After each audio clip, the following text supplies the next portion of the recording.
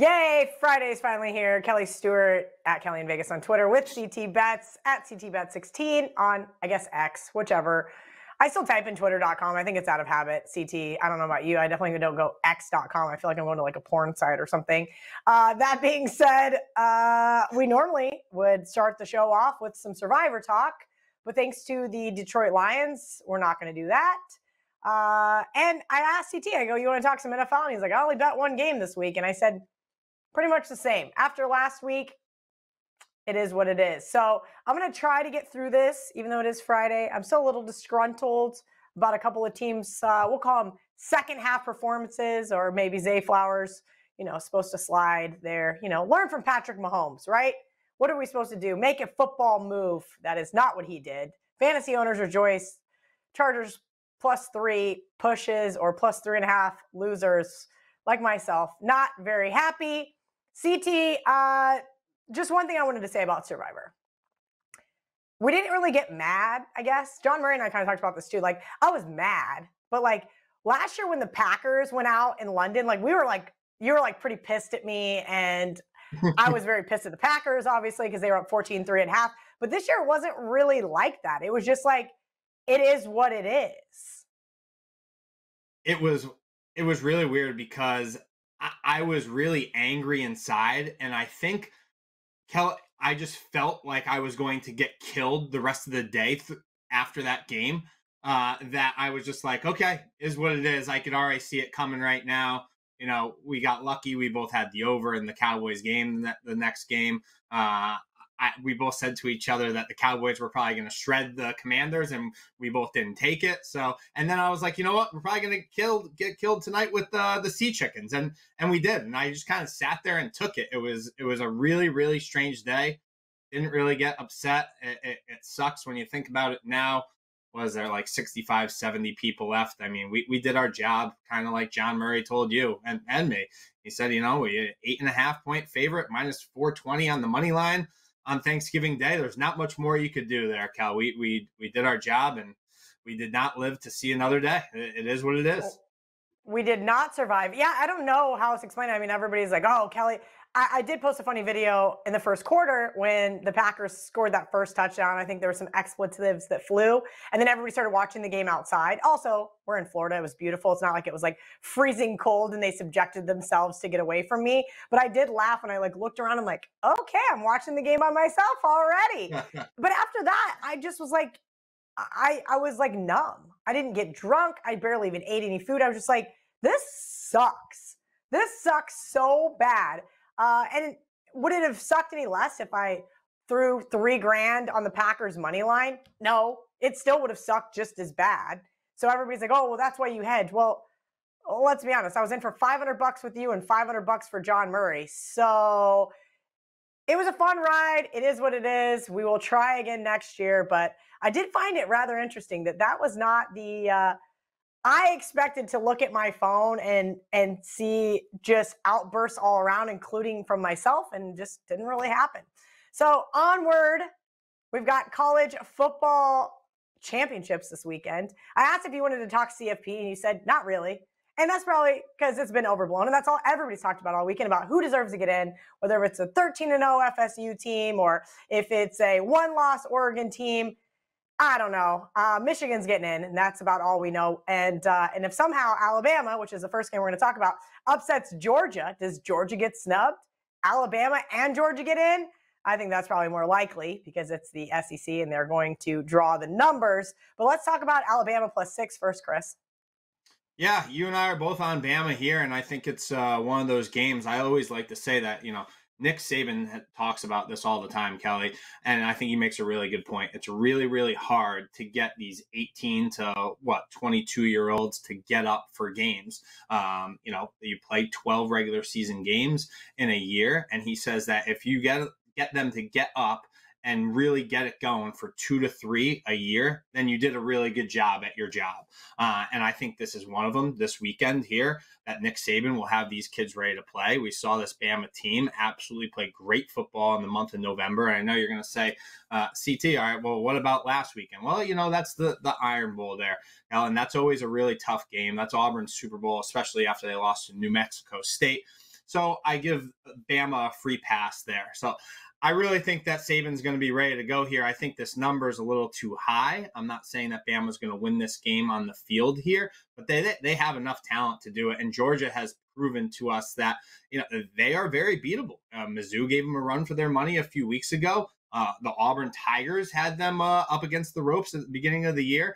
This Georgia team isn't the Georgia team that we've used to been seeing the last couple of years. And this defense, it's not the same dog defense here, Kel. So I very much expect Bama to stay within the number here. It's ticked down to 5. Got some news that Brock Bowers is probably going to play tomorrow. Lad McConkey probably not going to go here. But I like the Crimson Tide to stay within the number here and won't be surprised to see him win. Yeah, this reminds me of 2021 when everybody was on Georgia CT, and I said, how are you not going to take Alabama as an underdog? And then I turned around and bet against them in the national championship game and laid it with Right. Georgia. This is the same scenario for me. Look, he's 15-9 against the spread versus undefeated teams, and that is 2-0 straight up as an underdog. So as of late, I think these are some really good ATS, not a ton of numbers, right? 24 games, though. 24 games is still enough to get me on board. I do like them here. Yes, Brock Bowers for the Dogs is going to be, I would say, substantial. I'd say it's probably worth 1.5 for this team. So I wouldn't be surprised to see this one tick back up. But I think Georgia's been one of those teams where we haven't quite seen what they actually are, right? How often have they been tested? And then you mentioned the Iron Bowl. Well, let's look at Georgia versus Auburn themselves. It wasn't a great performance by them. We'll see if they can't keep outgaining opponents, because that's the only way they're going to be able to win. Alabama, though, that situation coming off last week's miracle, literally. If you guys didn't see that, you need to Google it, because it was absolutely insane on like 4th and 31. Of course, Alabama wins that game and just rips the guts out of Auburn fans everywhere. But really quickly, I would like to jump in, because, Chris, we have a VIVA promotion we'd like to talk about. Yeah, so we're talking the SEC championship game. So what a better way to do a segue here. We're going to give away some VIVA on the Hustle Show Pod here. And all you have to do is, we sent out a tweet this morning under the @Hustle Show Pod. And you got to pick the side winner here. We're using the number 5.5 here. So you pick the side winner, and then you guess the total of points that will be scored in the SEC championship. And we're going to give 2 4-packs of VIVA away here. So the 2 closest, that you pick the side correctly, and then the 2 closest entries to the actual total amount of points scored on Saturday in the SEC championship, we're going to send you a 4-pack of VIVA. That will be here, be to your door, probably in time for the Army-Navy game next Saturday. So please follow us, follow @Hustle Show Pod, @VIVA, @Wager Talk, and you will qualify. So comment below and try and win yourself a delicious free 4-pack of VIVA Seltzer. Love it, love it, love it. CT, I know this one won't be out in time for tonight, but really quickly, I wanted you to touch on why you like Liberty over our favorite team, the New Mexico State Aggies, in college football tonight.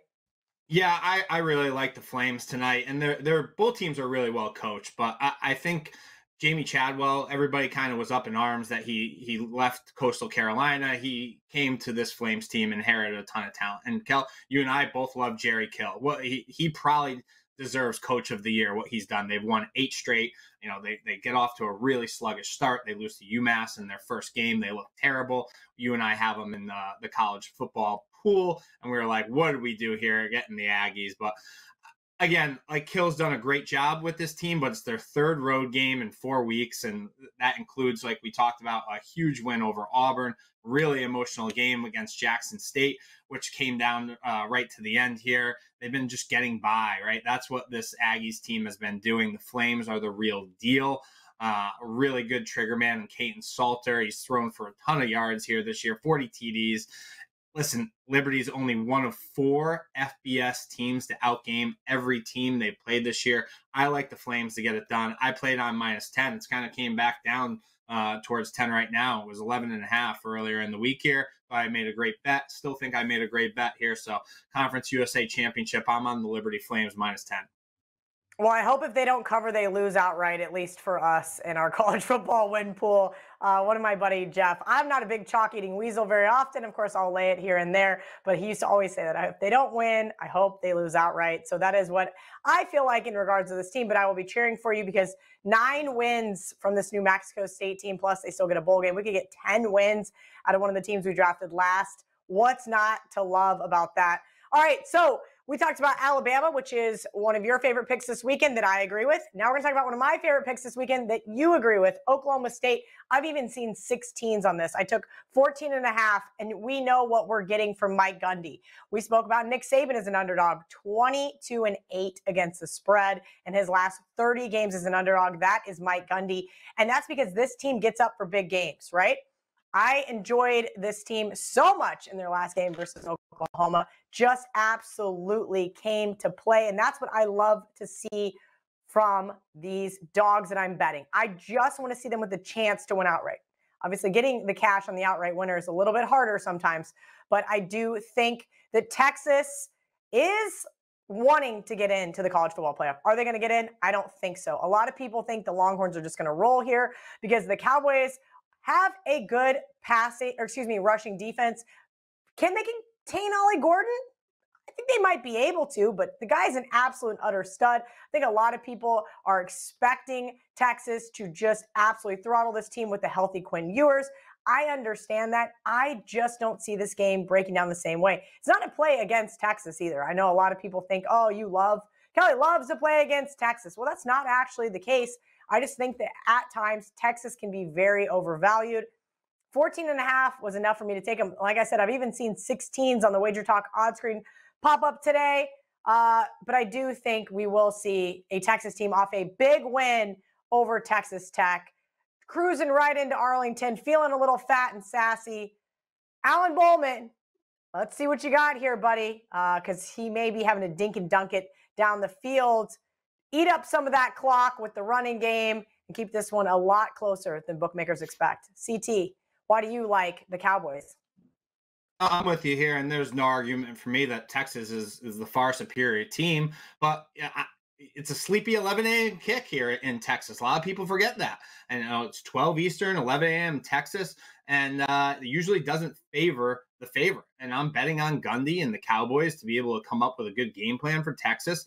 That's something that Gundy's very good at. And like you said, Cal, the trigger man, Alan Bowman, he's very capable.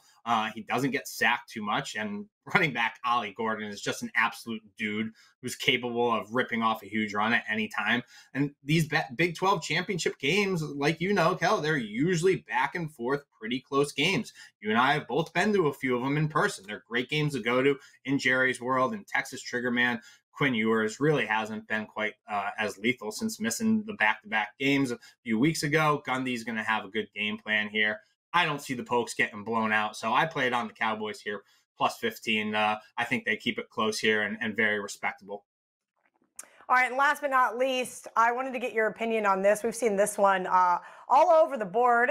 Not that there's a significant difference between 2.5 and Pick'em, as we all know in college football, but FSU opened a 2.5-point favorite down to Pick'em, came off the board for a little bit today. Whether Tate Rodemaker was going to get the start for the Noles, lots of rumors swirling about him. I text a couple people, looks like he's going to be a go, but when I sent it to you, you said, I don't really care if he plays or not. Yeah, we're both getting mixed information here. You're getting that he's going to go. I'm getting that he's not going to go. So who knows what's going to happen here. But really, Kel, what it comes down to, I don't care who's pulling the trigger here. They have all the talent and weapons in the world around whoever's under center here. And they have close to a pretty much elite defense here. I'm going to say, yeah, they do have an elite defense. And this is Florida State, 5 stars, versus Louisville, really mainly 3 stars with a couple 4 stars trickled in here. Norvell, who you and I love to bash, he's finally put together a year with no hiccups, no mistakes. And now he's, getting Jeff Brom, who has not done very well in big games.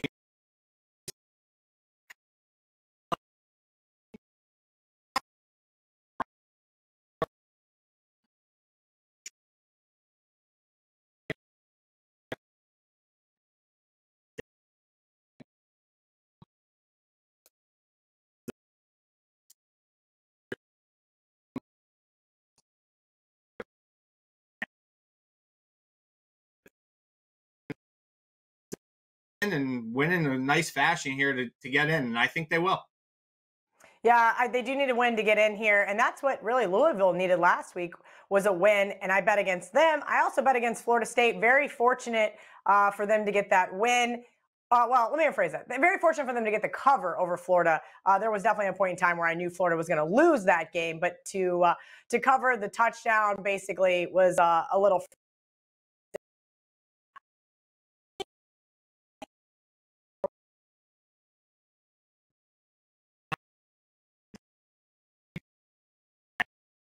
I wish I did play it because you could have got 23 and a half, 24.